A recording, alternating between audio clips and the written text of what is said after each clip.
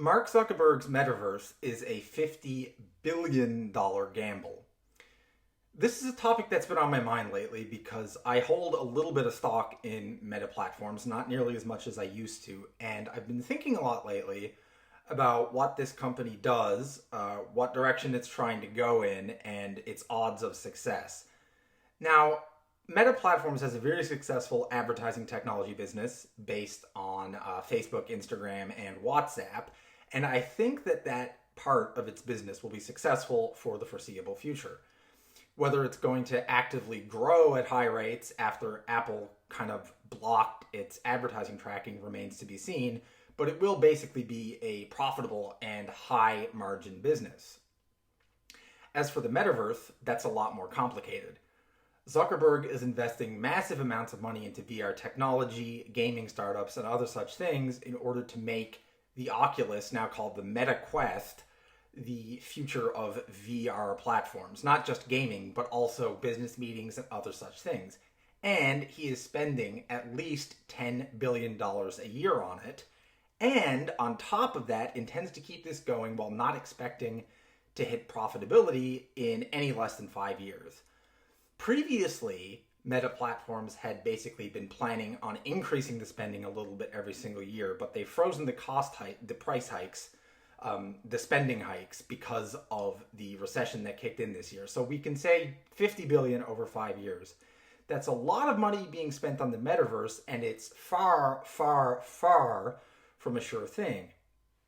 Now, Zuckerberg, I think, is probably right that VR or things related to VR are the future of content consumption. We've seen how the internet has developed. It's gone from text to pictures to video, and VR does seem like the next thing. But there's going to be a lot of trial and error in developing it, and as I'm going to reveal shortly, Meta Platforms actually has some disadvantages in getting into the space, even though it was the first company to publicly announce that it was prioritizing it. So in this video, I'm going to highlight two challenges that Meta Platforms faces in trying to build the metaverse, as well as one way that it could possibly turn things around and make this into a profitable business segment. The first problem that Meta Platforms faces when trying to build the metaverse is the fact that so many other players in this space already have so many advantages. Now, you might be thinking, well, wait a minute. I mean, Zuckerberg announced the metaverse. None of the other companies have announced anything similar yet. It seems like they have the first mover advantage. And in terms of intent, they probably do have the first mover advantage. But in terms of infrastructure and what they own, they are actually at quite a disadvantage. Because you see, a big part of what the metaverse will be is essentially gaming. Now, the intent is to expand it beyond gaming to include things like business meetings and social networking. But the core of VR, the most obvious use case, and the place where people are actually making money, for example, Valve with the game Half-Life Alyx, is in gaming in VR. The other applications, like business meetings in VR, are a lot more speculative.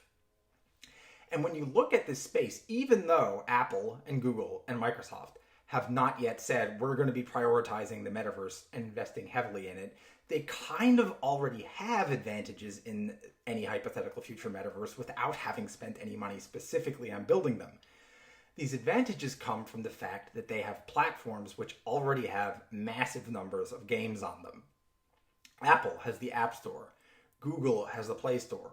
Microsoft outright owns tons of IP. It owns Minecraft, and it will soon own Activision Blizzard if the deal goes through. And now I think that Microsoft has arguably spent a little bit too much money on some of these acquisitions. They spent about $20 billion on Minecraft. I'm not sure that that IP is ever going to actually pay them off. But the point is that Apple, Google, and Microsoft already have access to these gigantic libraries of games on their platforms. And should things go in the VR direction, all they've got to do is launch a headset and then incentivize in some way for the developers that are already developing for their platforms, for their app stores, to build VR versions of their games. That is such a massive head start. And Zuckerberg and Meta Platforms, with all the IP that they may be planning on buying, will have a hard time keeping up with the fact that there are literally hundreds, maybe thousands of developers already building for the App Store and the Play Store. And when you have that big of an advantage, it tends to stick. The second big problem that Meta faces in the metaverse is the fact that if you agree with me that gaming is the main use case for all of this, and that the idea of social networking in the metaverse and business meetings in the metaverse is a really, really big gamble, then Meta's brand is not exactly ideally suited to this. Just recently, a infographic started circulating on Twitter sharing which brands were the most popular with Gen Z. And the number one and number two were both Alphabet properties, Google and YouTube. There were a bunch of consumer companies on the list, and then a little bit further down you had Apple. And I found that surprising that Apple was actually ranked so low amongst Gen Z because they have a very high rate of iPhone ownership. But the point is that Apple and Google, two of the companies that could potentially get into the metaverse, have some popularity with Gen Z. There is no such presence of Facebook or Instagram, or even Instagram, which does have a lot of Gen Z users on that list. Now, this is a problem because if you look at the gaming side of the metaverse, who are going to be the customers for this? Well, largely younger people. Now, things like mobile games are starting to attract an older audience, but gaming still skews younger than average.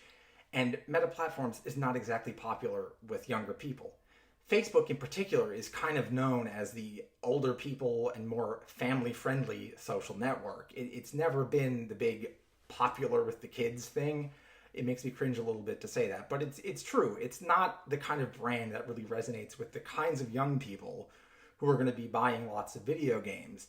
So if you take, for example, a company like Google, which recently exited gaming by closing down its Stadia business, but if they decide to get back in again at some point, I mean, if they were to brand it via YouTube, which is the number one most popular brand with Gen Z, I mean, that's going to give them such an enormous advantage because Gen Z likes that brand, they trust it, and they would have no issues with gaming on a Google platform. But with Meta Platforms, it's not exactly so popular with younger people. None of their properties cracked the top 25 among Gen Z in terms of popularity. And on top of that, if you look in the really hardcore gaming communities, like the subreddits and places like that, where a lot of gamers congregate, they're not exactly friendly to Meta as a brand. Mark Zuckerberg isn't really popular with that subset of the population. So, if Meta Platforms decides to break into gaming in the metaverse and rebrands everything as Meta, it's likely to cause some marketing disadvantages. Now, having made that previous point, there is an obvious way for Meta Platforms to play this metaverse thing and make it profitable and successful, which is to buy a lot of IP and keep it operating under its previous brand. Buy a lot of popular games and properties, but don't rename them Meta.